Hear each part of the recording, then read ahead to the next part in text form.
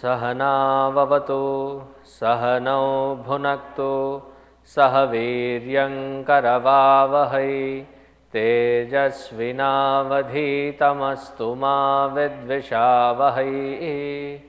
ॐ शान्ति शान्ति शान्तिः। गुरुर्ब्रह्मा गुरुर्विष्णुः गुरुर्देवो महेश्वरः गुरुरेव परं ब्रह्म तस्मै श्री गुरवे नमः। तस्मै श्री गुरवे नमः।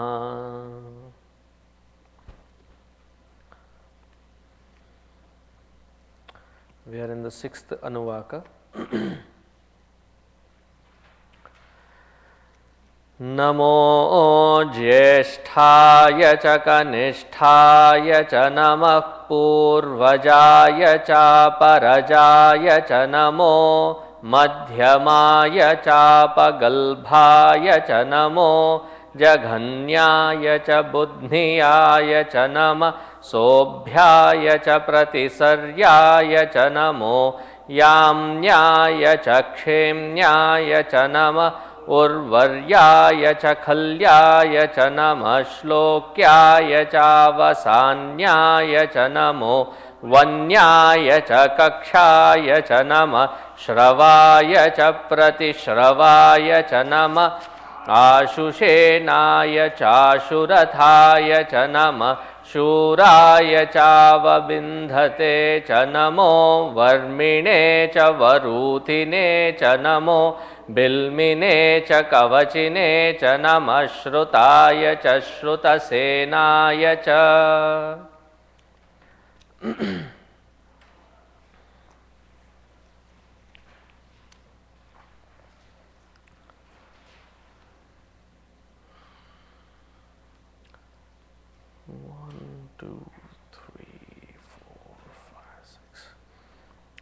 The 6th Yajush or the 6th mantra in this.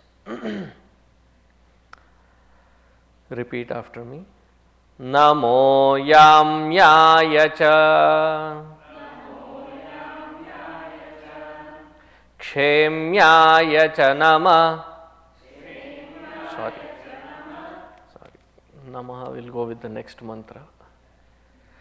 But I don't think he will object me saying one extra Namaha. Salutations Namaha. Yamyaya cha Kshemyaya cha. We have done Somyaya, Sobhyaya cha Pratisaryaya yesterday. Yamyaya cha. Yamyaya cha. To the one living in the Yamaloka. To the Lord Yama himself. Kshemyaya cha, to the one who are living in the Swargaloka or Brahmaloka. It can mean both. So, as I was reading this, one thought that occurred.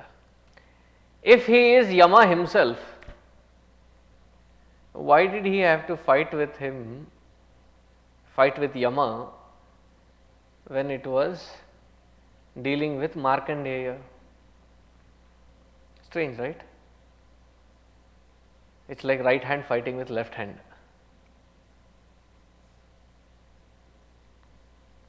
Sometimes the Lord has to portray the system and make the other devotees understand by this example the strength of devotion. That those who are devoted, that which you fear the most, that fear is also removed, fear of death. Though on one hand it is same Lord Shiva who is expressing as Yama also, at least this mantra says so. Namaha Yamyaya cha, the one who is living in Yamaloka. So salutations to the Lord Yama belonging to the Yamaloka. Now, Lord Yama has got a very he is the most difficult job. Why?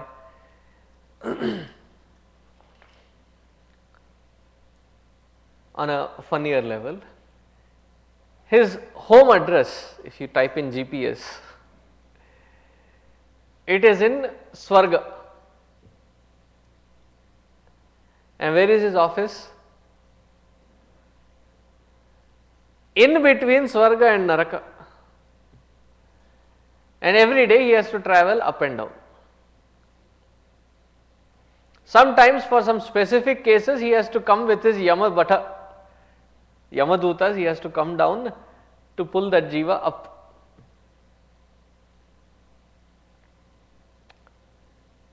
And what does he have as a transport? He has a he-buffalo. Therefore, I call that he-buffalo as Yamaha.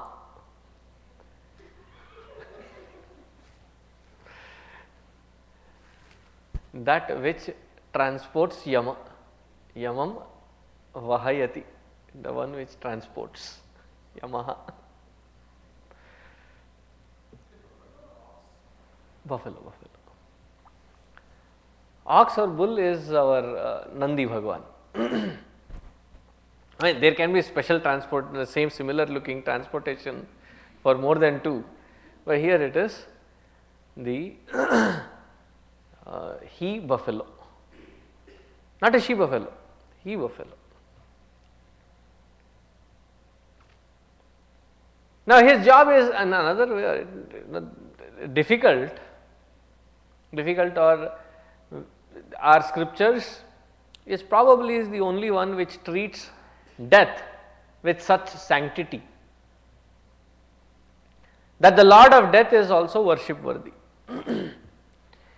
Imagine if he were not there, what would have happened to the world's population?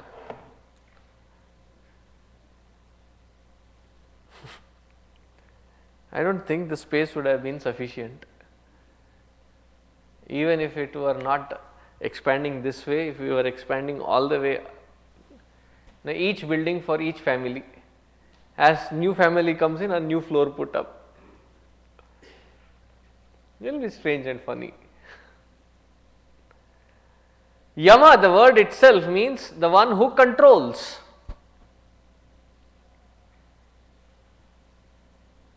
Yamayati, the one who controls. So in the Hindu scriptures, Lord Yama has got a special place and he is treated with that kind of respect, because we do not see death as a final culmination, once and for all job, khatam ho gaya. It is seen as a pause, to express as something in a newer format or a better format. If what we have expressed is a better format, what were we when we were in our earlier lives? Can you imagine? If this is the state of reformed expression, what would have been us, in each one of us, wherever we were born, what would have been us? I mean, quite a difficult. So from one life to the other, the one who takes us along from this life to the next, providing that opportunity for that jiva to express in multifold formats. So death is seen as a constructive destruction. Like many places in Dallas, people are buying premium lots. They call it uptown, premium lots. The land is 10 times costlier than the building that is standing on it. So what do the people do? They pull that house down. Oh, your house is you're destroying it. Only to reconstruct in a much beautiful, elegant manner. That which is parallel to the times that we are living in. Similarly, Lord, in every form of change, it is Yama who is putting that aspect of control. And for us, we need not fear Lord Death,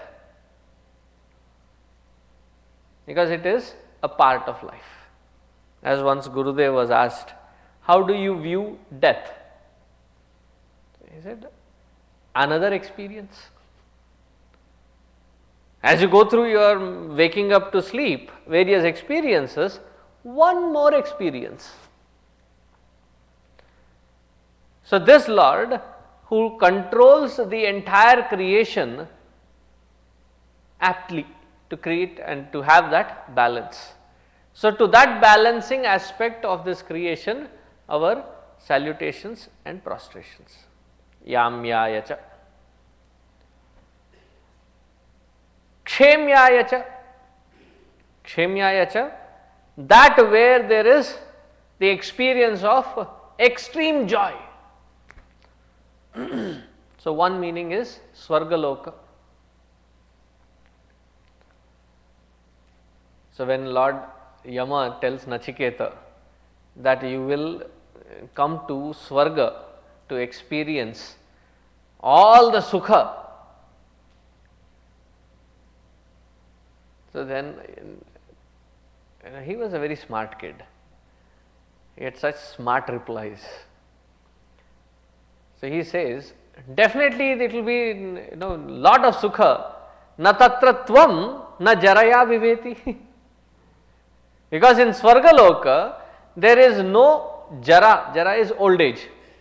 Why? There is no ashana pipasa, there is no hunger or thirst, and na tatra tvam, you are not there to threaten us that we can be killed, and therefore it will be Sukha only. A very good apt definition given by Nachiketa. So Swargaloka is one meaning, that you acquire lot of punya here so that you can go spend it there. And that's how it is. Like there is a small child's mentality. What are you saving all this for?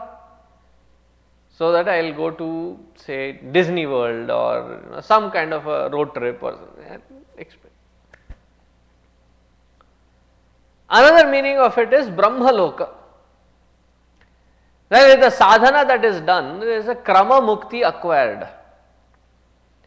Even in Brahmaloka there is absolute bliss, unhindered by old age, death, hunger or thirst. Have you ever imagined, have you ever spent a thought, if there were no hunger and thirst, what would have happened? Knowing us human beings, we would have been a lethargic lot.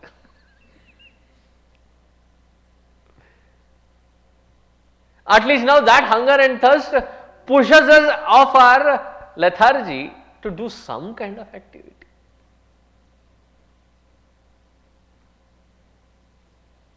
So having gone there, does that lethargy continue? No. There it is called such a Shuddha. The environment is so pure that everybody in Brahmaloka is in constant meditation. Why? Who is conducting the class? Brahmaji is conducting the class. So this is how I visualize. With one head he is handling the upper worlds. With the second head he is handling the earth. With the third head he is handling the lower worlds. Now with the fourth one, what is he doing? He is conducting meditation class. 24/7 by 365. And his days and nights are not similar to the Manushya, loka. They are much longer. And how long does he last? 100 years of Brahma. So those who reach to that Brahma loka, they are constantly absorbed in that loka. So here there is another meaning which is given. It is not just Brahmaji or Yama who have been worshipped, but all those who have gone to the Yama loka, which is the Pitru loka, and all those Siddha Purushas who have reached to Brahma loka, to both the Pitru loka, the Pitruvarya, and the Siddha Purusha, our salutations.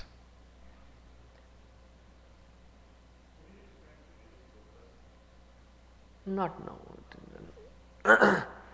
So in the Pitru loka, who are they? They are our ancestors, to whom we offer our salutations yearly once through that Shraddha that is performed. Now the Shraddha performed here in the Manusya loka is yearly once, but for those who are in the Pitru loka it is daily once. It is one day equals, their one day equals our 365 days. Imagine that long. So in their Pitru loka, when we offer our Shraddha, the very offering is called Shraddha. The bhava of Shraddha being offered. Shraddha, our faith and respect offered to them. For whatever they have given, how much ever small that they have given, to make me at this stage wherein I am able to appreciate, I am able to have the opportunity to sit, explore the Vedanta Tattva so that I can reach to the core of my own existence. Each one of us have had various experiences growing up. And each one of us, if not going through those experiences, do you think we would have come here?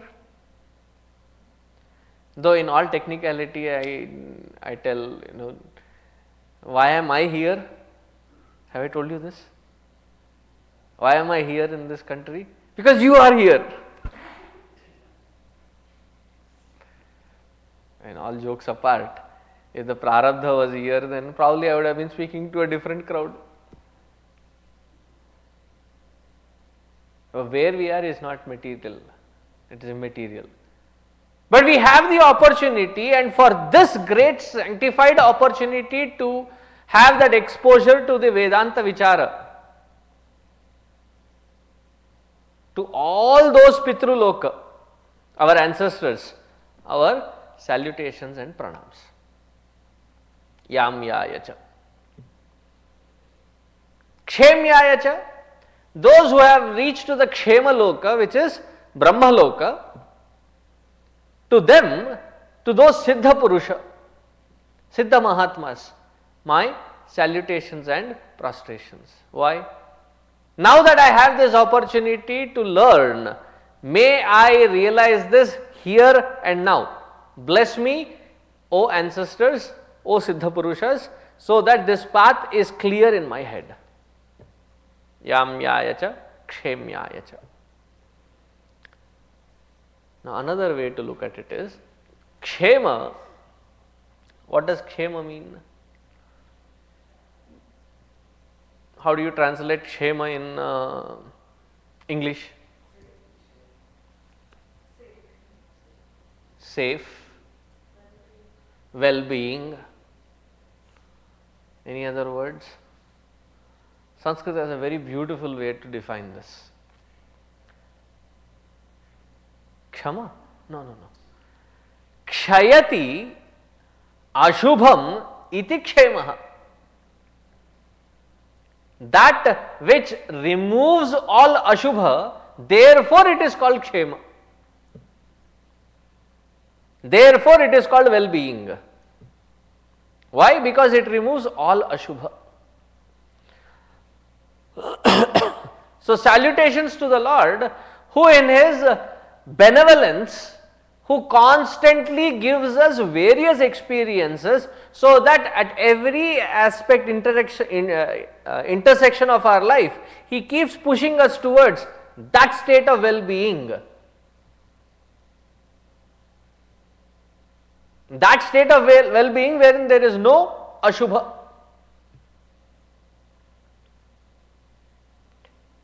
Now, if you look at it, if every experience is considered as pushing me towards that Paramatma Tattva, can that experience be called Ashubha?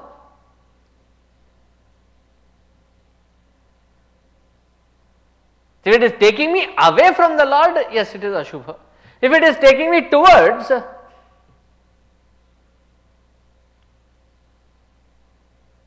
therefore there is always Kshema.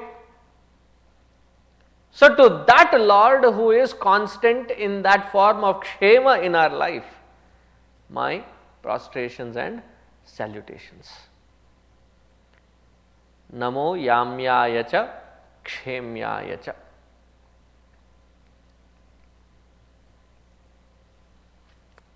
So, the Lord who is in the form of well-being and the one who gives us the blessings of well-being.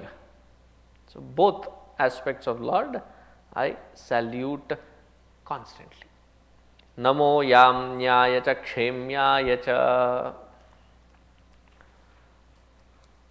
Continuing, repeat after me.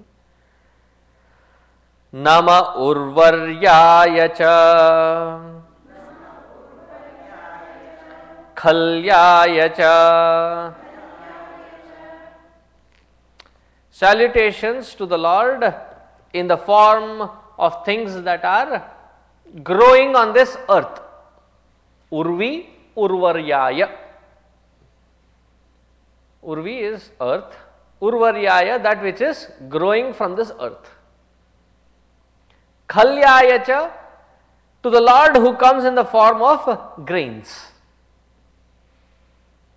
Now, there is a lot of explanation to be done how Khalyaya becomes grains.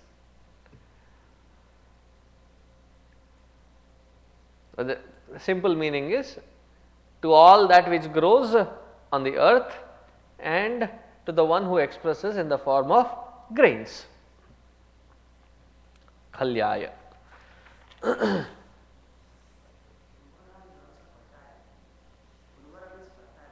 Why is it called fertile? Because earth, Urvi, is always fertile. Therefore, Urvara becomes fertility. That is why earth is the very, when we have been surviving on this earth for billions of years, and still she is constantly providing because her nature is of fertility. She constantly keeps providing. Therefore, fertilizer gets that meaning of Urvara.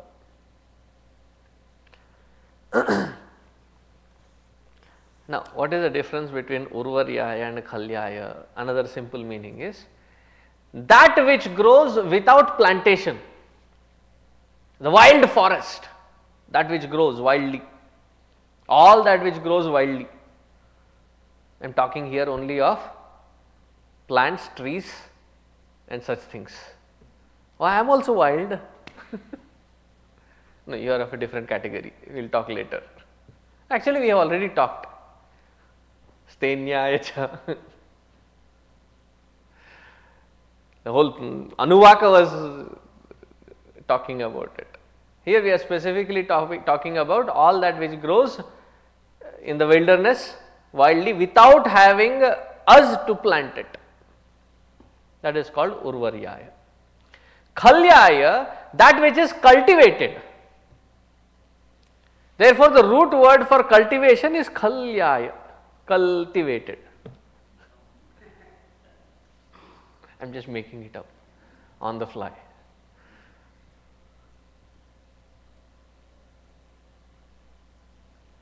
That which breaks open the earth and grows naturally all by itself.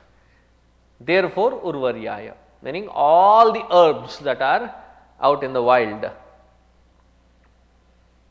which provide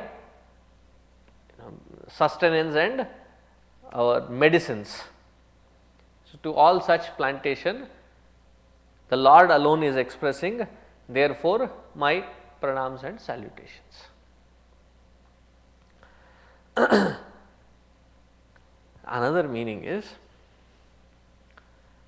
now for the karma, upasana, jnana, to give the maximum benefit of that karma, that upasana or jnana, one of the most key ingredients is pure antakarana, shuddha antakarana. So, with that shuddha antakarana, when you perform the actions reap the best results. When you perform upasana, it reaps the best of the upasana phala. Jnana Paramatma Tattva. Therefore, that single pointed pure mind is the field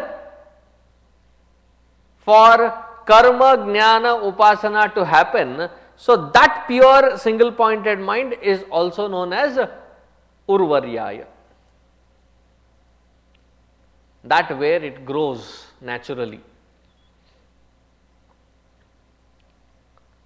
So, when you say, how do I develop bhakti, how do I develop jnana, how do I develop intensity and integrity of my action, get Shuddhantakarana.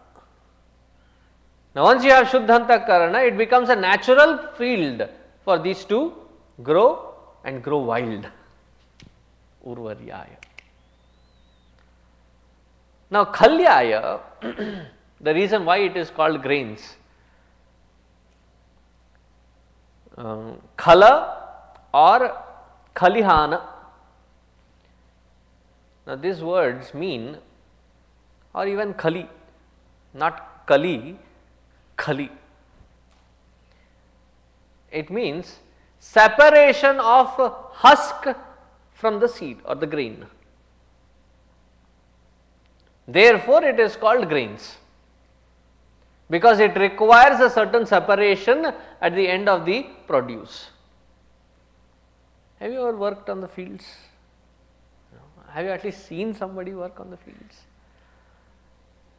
So, for 3 months the paddy grows, and then at the end of the crop, as it starts ripening, they start cutting it up and piling it in heaps. All these heaps are collected. It is such a festivity at that time, the entire village, entire community comes in. After it has been nicely gathered in, they pile it up. They take each pile and they thrash it. Why do they have to thrash? So that the grain along with the husk separates itself from the main plant which has been cut. That is also stored, so that it is used as fodder in rainy days or in famine or whatever conditions, it is used as fodder. So, the grain that now is collected, gathered, in earlier days, they used to have a roller, a stone roller, a huge one, and then there is a fellow standing, there is a standing pivot on that, and then it is yoked to the bull, and they go around and round and round, going over that grain, paddy. It crushes the upper layer, and then they take that and then they throw it in the air. So, all the heavy grain falls and the husk goes into the other side. Both are collected. One is used as a fodder, it can be also used as to burn, to make bricks and other things, they use it. So, every part of it is used ultimately. So, the grain is separated from its husk. That separation is called Khalihana or Khala itself. Similarly, we require in that Shuddha Antakarana, Urvarya, Viveka Buddhi. What does Viveka Buddhi do? That which is required and that which is not required, that which is essential, that which is not essential, that which is necessary, that which is not necessary, it constantly separates. That sharp intellect is called Khalyaya, which is endowed with that Viveka as the sharp edge with which it constantly separates.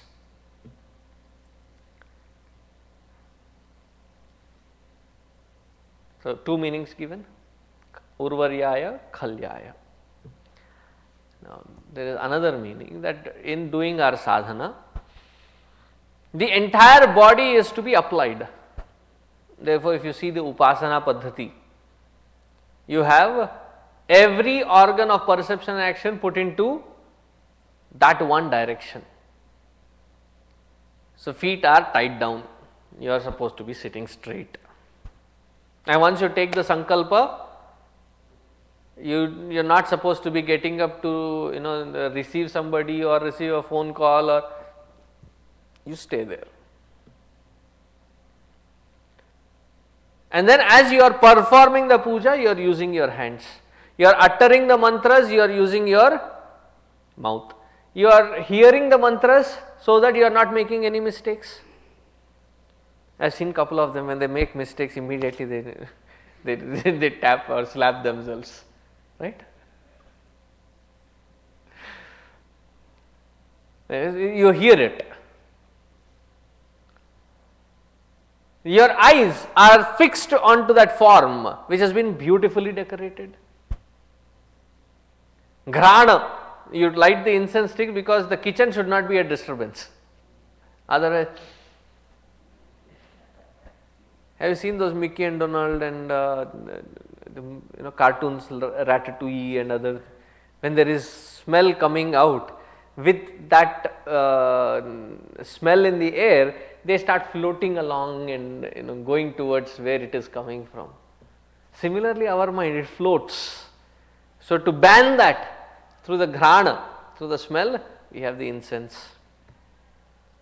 So, every aspect of our organs of perception action are put into that utility. So, that field of this body which has to be used and directed towards the Lord is called Urvarya, and that sharp buddhi is called Khalyaya, which makes the sadhaka efficient in reaching to the Lord consistently. So, Urvaryaya, Khalyaya, that which takes us to attain to that Paramatma. Nama Urvaryaya cha Khalyaya cha. So, Khalyaya, that which constantly separates good from bad, Atma from Anatma, and takes towards the Atma. Many of us today have that discrimination, and what do? Satsang, movie, we do the discrimination, but it is not sharp enough, it is not bright enough. That bright, sharp Viveka Buddhi is called Khalyaya, and that directs this body, mind and intellect to constantly strive towards that Paramatma. So, this becomes the sadhana. So, to that prepared mind and intellect, that prepared body, mind and intellect which is turned towards that Paramatma, my salutations. Here the salutations is to the sadhaka as well. Why? Wish we had that opportunity. You have that opportunity. God be with you. Or may the force be with you. Khalyaya cha, Urvaryaya cha, Khalyaya cha. Now, moving to the next mantra.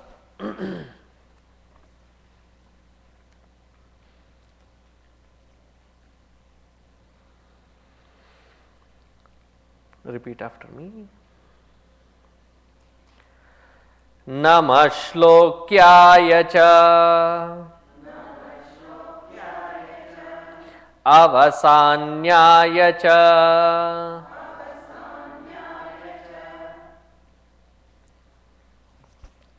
Shlokyaya cha Namaha.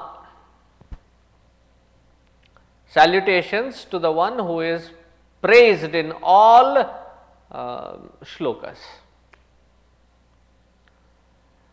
Also, avasana means that which is the end. Now, here talking about the end of Vedas. What is the end of the Vedas? Upanishads. So, that which is illumined, that which is pointed through the Vedanta Sara, Vedanta Vichara, that Paramatma I am saluting. That which is pointed or praised through the shlokas, that which is directly pointed as Paramatma Tattva to the Upanishads, my salutations unto that Paramatma. Now, what does shloka mean? Shlokyate anena iti shlokaha. Okay. What does shlokyate mean? That root word, it means to praise. So, why does the shloka get the word, the name shloka? That with which we praise the Lord, therefore it is called shloka. Shlokyate, praisyate, anena, by everybody. That which is worship worthy, that which is worshipped through these various praises. Therefore, it is called shloka. One meaning is here mantraha ityartaha. So, all the mantras,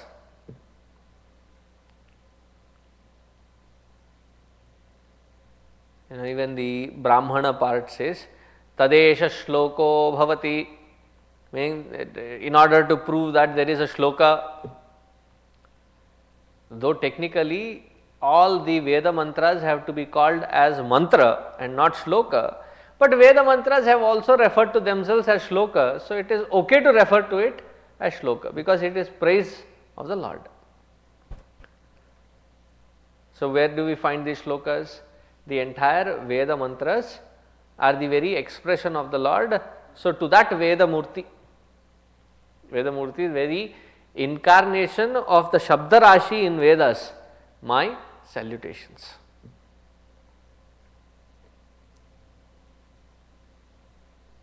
Where else do we find shlokas? We find it in Itihasa. Now, how many itihasas do we have? 2 itihasas. And what is the main subject of both itihasas? Isn't it the Lord? One is about Rama, the other one is about Krishna. One is called Ramayana, the other one is called Mahabharata. And both are talking about focusing on the Lord Himself. So, that which praises the Lord and His glories through Itihasa. The third one is Purana. Every time the word Purana comes, have to mention and salute the greatness of Bhagavan Vedavyasji. What an amazing individual. If not for him, in that particular cusp of time, I don't know what would have happened to our Hindu scriptures. Probably that which we have now would not have been had by us.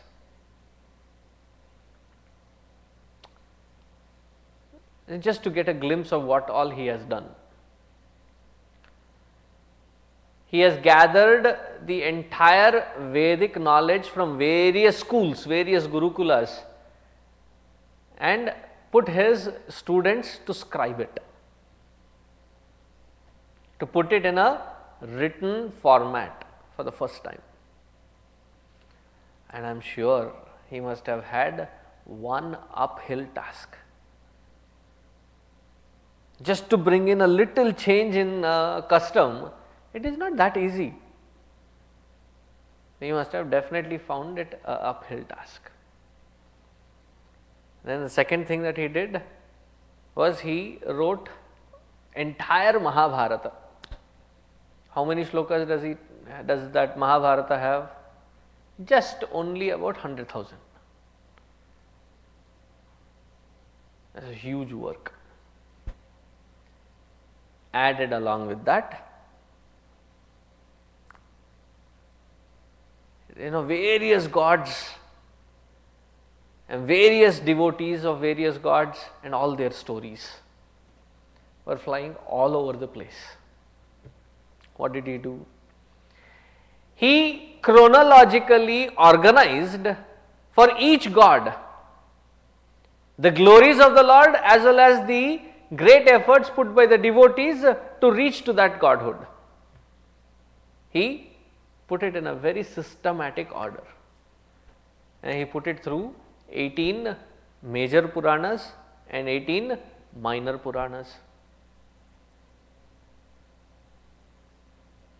What an Herculean task again.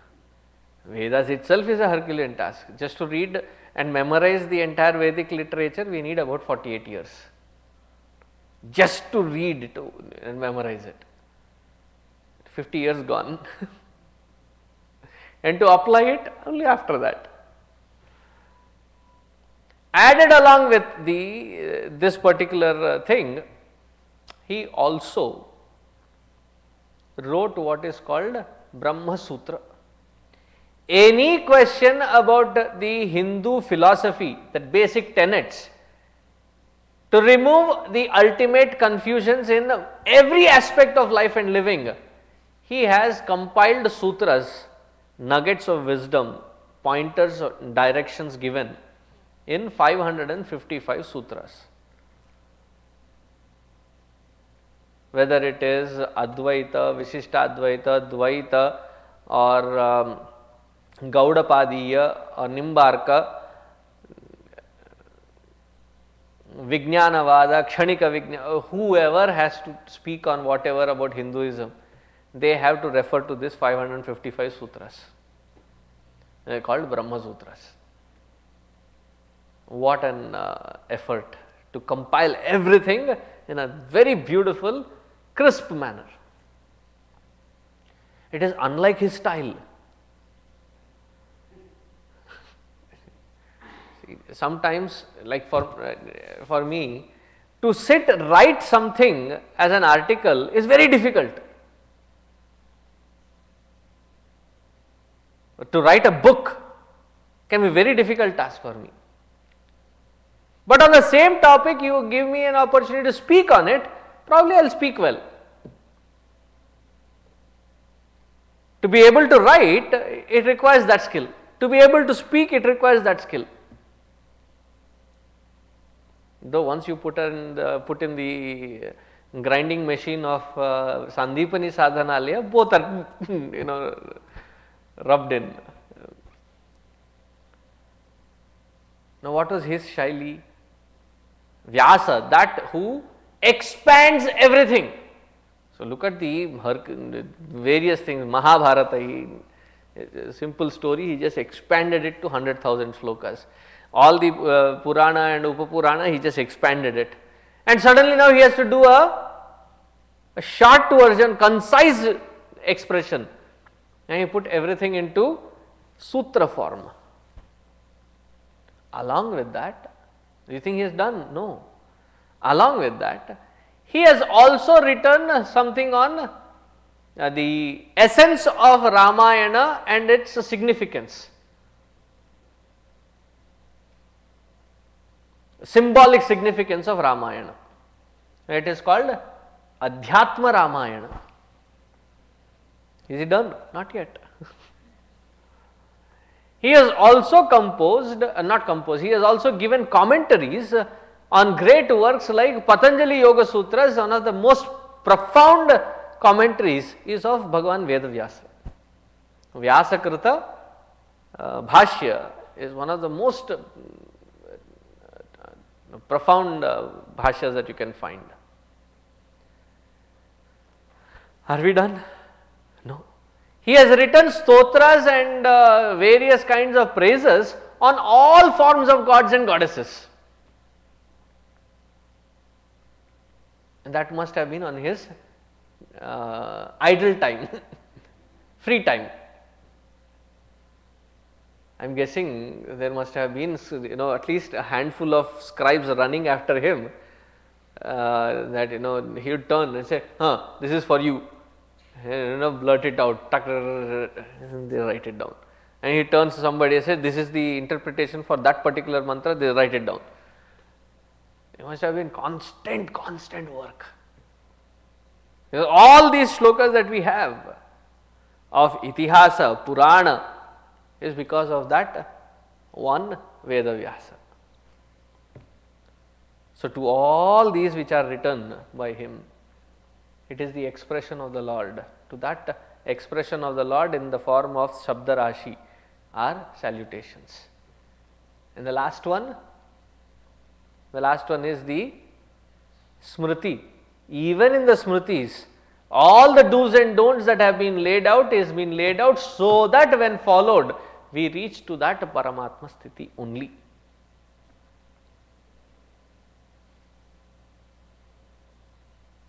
Namaha Shlokyaya cha.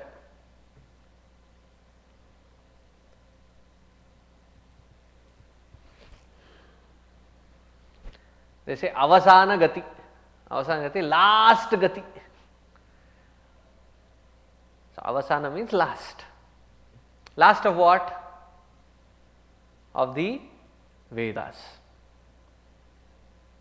I know we have gone through this maybe in the beginning of this Rudram. It is good to remember it. How many Vedas do we have? Oh, what happened? Suddenly you are looking at it. Written 4 Vedas. Rig Veda, Yajur Veda, Sama Veda, Atharva Veda. Then there are Vedangas, then there are Upavedas. All form the Vedic literature.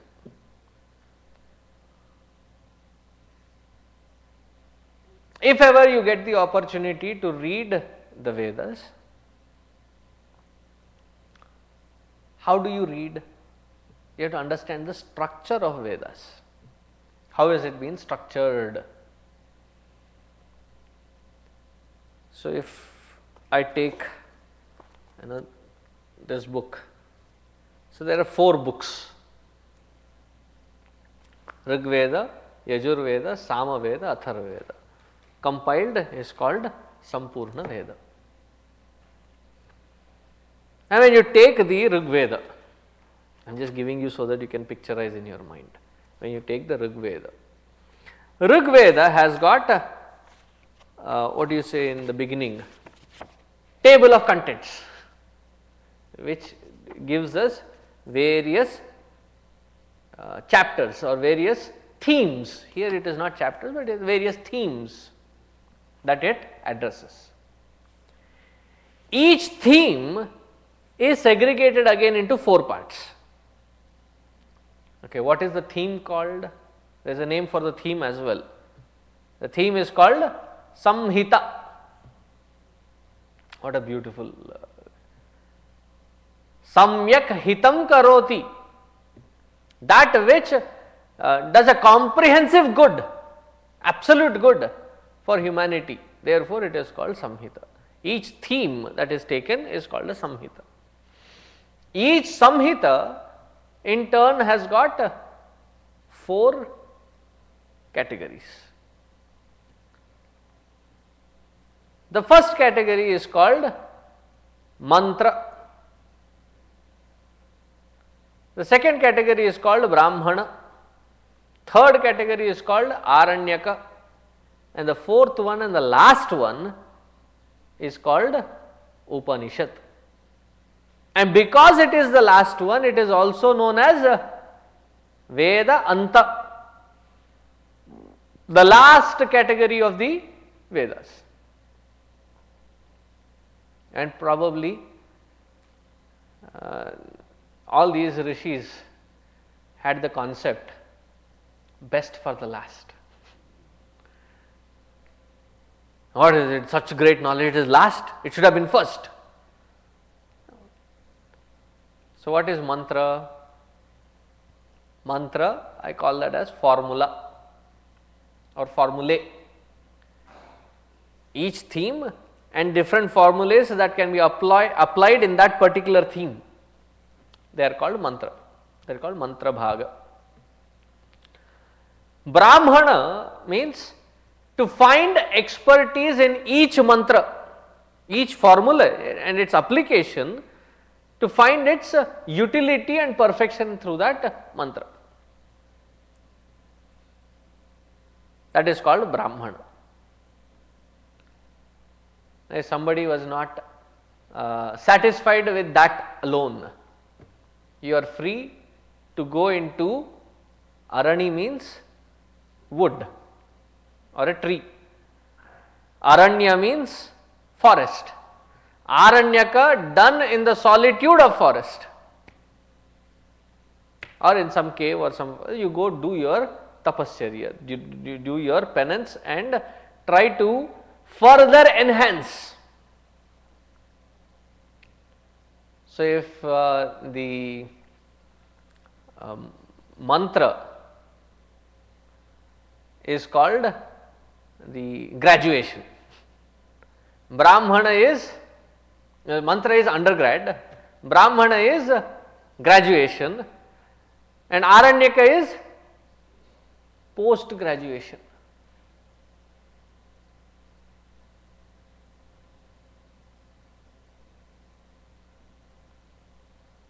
Because you do lot of research in that Aranyaka. Culmination of each theme, each mantra, each Brahmana ends in the final culmination is that knowledge that the self alone is truth.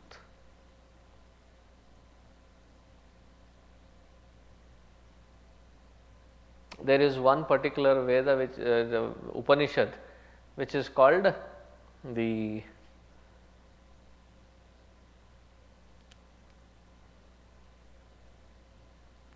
Sthapatyopanishad. The truth understood by those who are architects, and what they talk about is profound truth of that Brahman alone. So, whatever field that you are in, when you apply yourself 100% to that particular field, what should be your culminating knowledge is this truth alone, which is Vedanta. And since it is last, it is also called Avasana, and that truth which is indicated through this Avasana, therefore Avasanyayacha. And our Veda mantras themselves have said, na karmana na prajaya dhanena tyagena amritatva manashuhu parena nakam nihitam guhayam vibhrajate yat yatayo vishanti vedanta vijnana sunischitarthaha sannyasa yogad yataya shuddha sattvaha te brahma lokeshu parantakale paramritat parimuchanti sarve.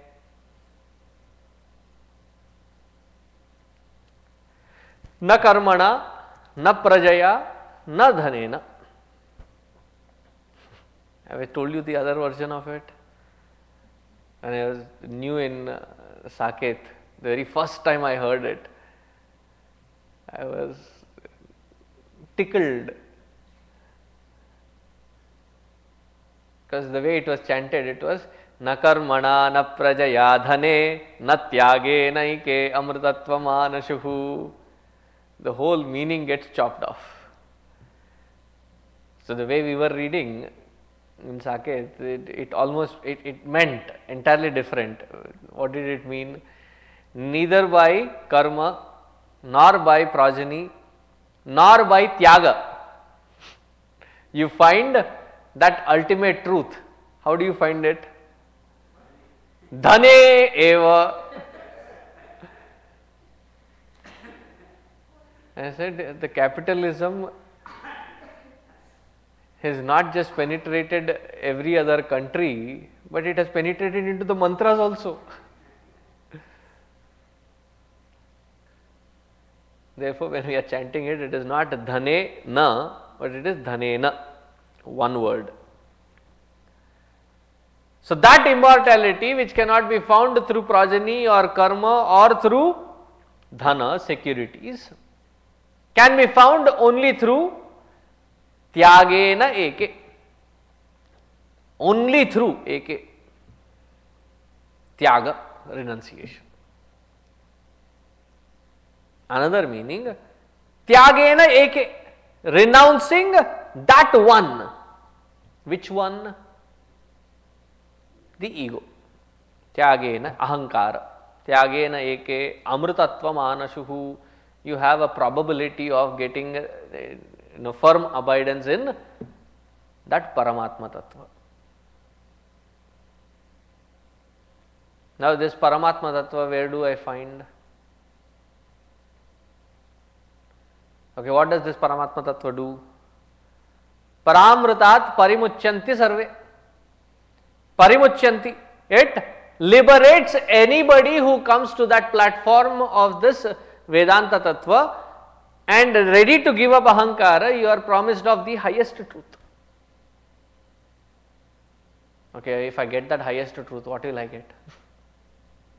Vyanika buddhi, right? What is Vyanika buddhi? Vyapara buddhi. What will I get? What is my return of investment? So much time, so much effort, so much dedication. Instead, I can have one cup of coffee, Anando Brahma, right there I have. Why should I? But that Ananda is limited, then I will have a chocolate. But that Ananda is also limited, then I will listen to some good music. That is also limited, then I will go meet some friends. That Ananda is, then I will play Antakshari.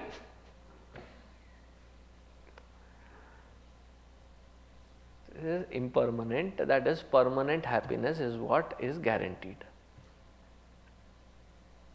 See, if permanent happiness is guaranteed, what is the method? See, that two mantras are so beautiful.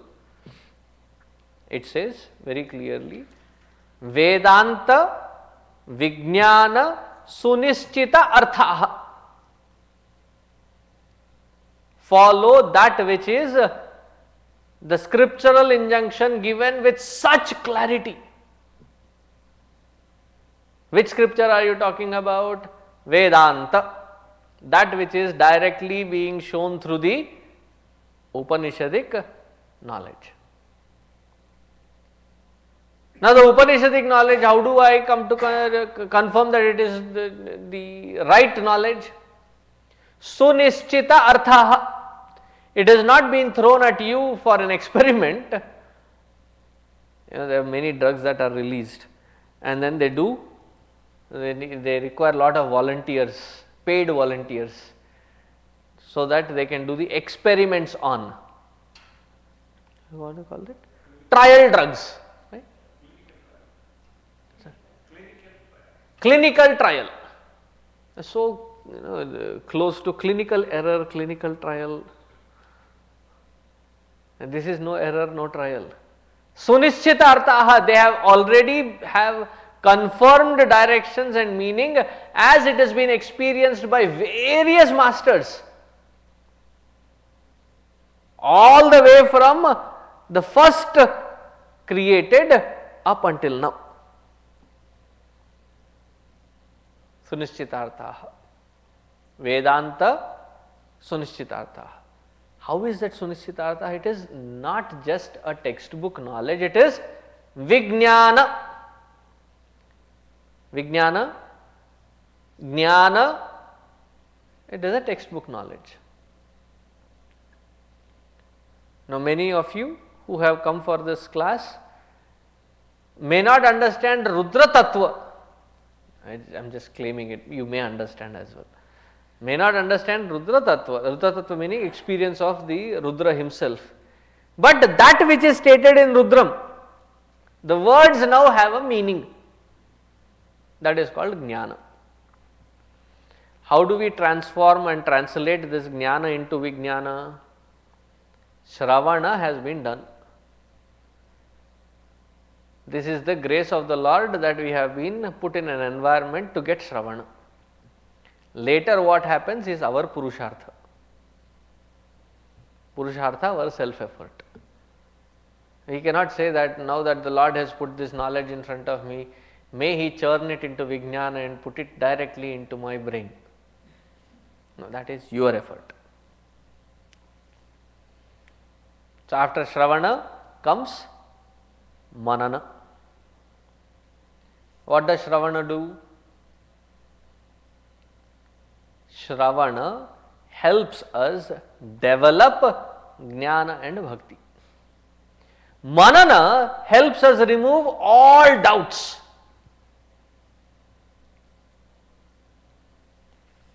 And what does the next step do? Nididhyasana. It gives us confidence. Nididhyasana gives confidence that I am on the right track. That whatever I have heard, I have churned it from various angles of processing. I take it into the world of action, apply it. Right in the first application, you may not succeed. You bring that entire data of your application back into your manana, rechurn it. Over a process of such repeated application, you will come to a point of affirmation. And I say, wow, earlier it seemed difficult, now it is so simple and straightforward. It's easy. Now those who have reached there, they say easy, and they say, dear, fine, easy for you.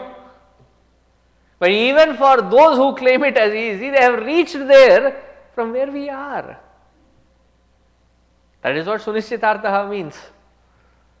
So they have gone through the Shravana, Manana, Nididhyasana, and then finally, doubtless, after having removed all doubts and having the confidence that you are on right path, fearlessly sit on the seat of meditation to abide in that which is beyond thought, word and deed, which is indeed our own true nature. Avasanyaya, that which is firmly, confirmedly given through the Upanishadic knowledge, that truth which is indicated through the Upanishadic knowledge, to that truth my salutations. Avasanya has another meaning. As a human being, as soon as we are born, we don't run towards God.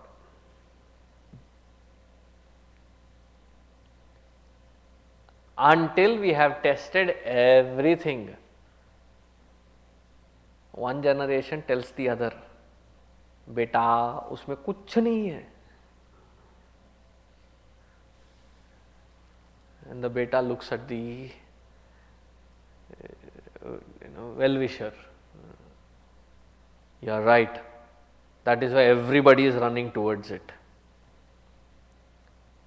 That's why I don't believe in majority rules. Do you know what we end up electing sometimes, right?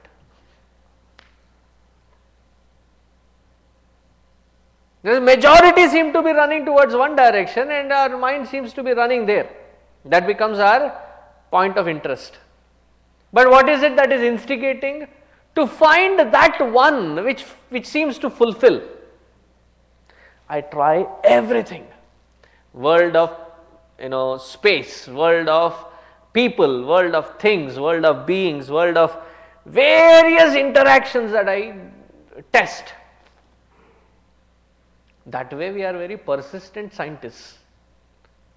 They are constantly testing everything. So technically each one of us is Parikshita.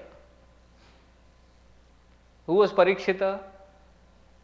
That who was doing pariksha of everything, testing everything, to see if it is that Paramatma who saved him when he was in the womb. We are also saved in the womb, therefore we are coming out. Now, having come out, we are doing pariksha.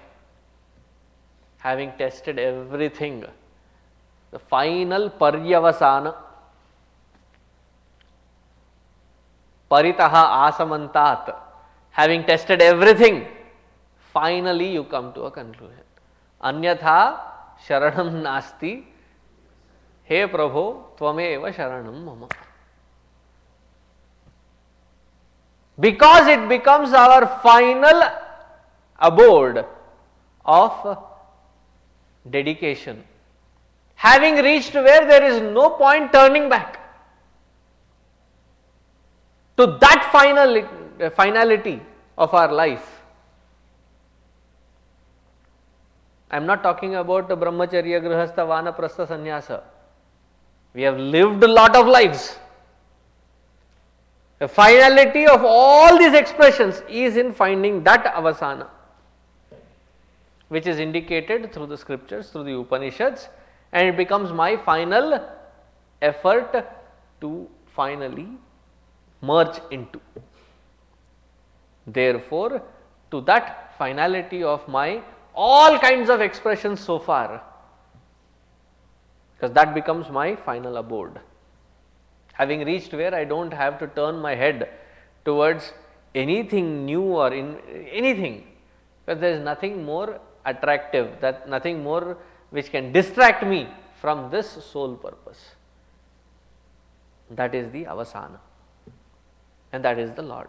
To that final abode to which I can dedicate myself to is the Lord. Therefore, to that Lord my salutations and prostrations. Namah shlokyaya cha avasanyaya cha. We will read the next mantra, but see it tomorrow.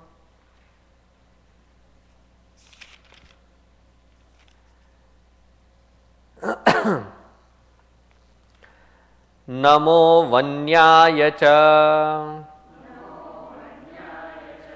kakshyaya cha. So, that which is in the wild, vanyaya. That which is in a regulated kaksha. Kaksha is that which is regulated, in a regulated mode. To both that which is in the wild and that which is regulated, my salutations, because it is the expression of the same Paramatma. That we will see tomorrow. Om Purnamadaha Purnamidam Purnat Purnamudachyate Purnasya Purnamadaya Purnamevavasishyate. Om Shanti Shanti Shanti. Harihi Om. Shri Gurubhyo Namaha. Harihi Om.